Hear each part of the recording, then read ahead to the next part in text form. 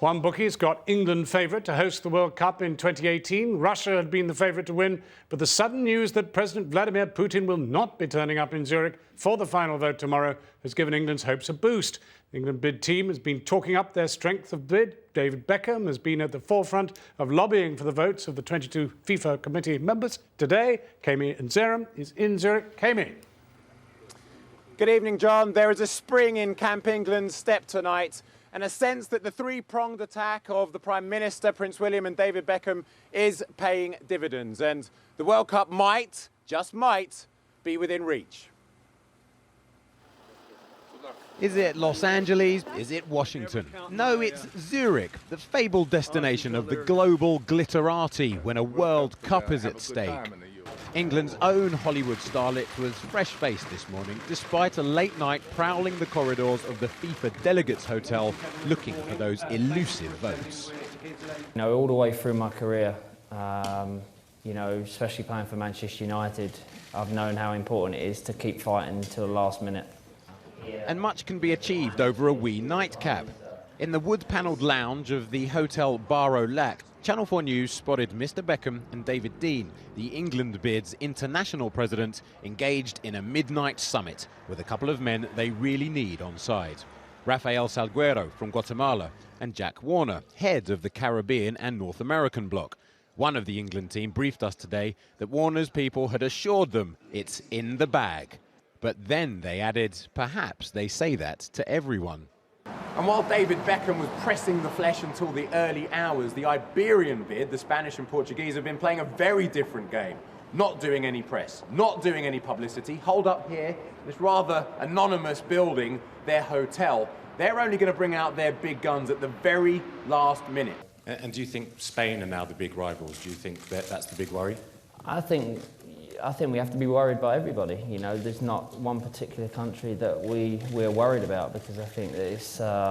actually, no, we're not worried. We're not worried. Oops, perhaps he was tired after all. Because the former frontrunners, Russia, are certainly spooked. This afternoon, Prime Minister Vladimir Putin cancelled his planned victory visit, blaming unscrupulous competition. The suggestion that Spain have colluded with Qatar, who want the 2022 World Cup. A FIFA probe found no evidence of this, and Lord Coe, no less, today backing the somewhat opaque World Cup voting process. Just a couple dozen men with a very big decision.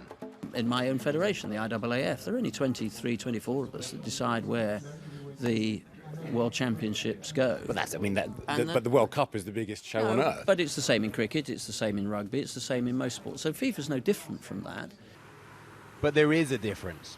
The World Cup brings princes and presidents to town before the show has even begun. If England wins, it'll generate UK PLC over £3 billion of new business.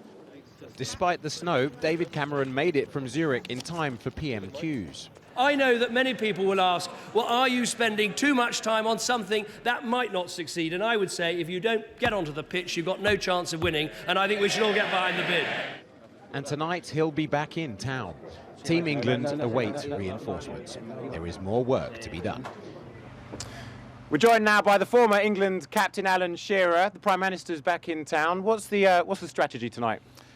I think it's pretty much as it has been for the last 48 hours. I think there's been a bit of a momentum, and we aim to carry that on right till the very last seconds if we can, and the mood's pretty confident without being arrogant. Vladimir Putin also said about unscrupulous campaigning, we've sent too many people. Have we sent too many people? Have we overdone it? No, I don't think we've sent too many people at all. I think if you look at the people that we've sent, they're all pretty powerful people and powerful within the football world, and we hope that can get us at least a vote, and that might make all the difference. And what is at stake here? What is at stake for England? Well, it's huge stakes we're playing for. There's been so much hard work put in over the last 2.5 years by a hell of a lot of people. We feel that we've put in a tremendous bid. We feel that the people of England deserve it. It's been a long time since we've had it. We've got everything crossed. And this time tomorrow, we will know. Please tune in and join us. Back to you, John. Zurich agog, Keme Nzerem.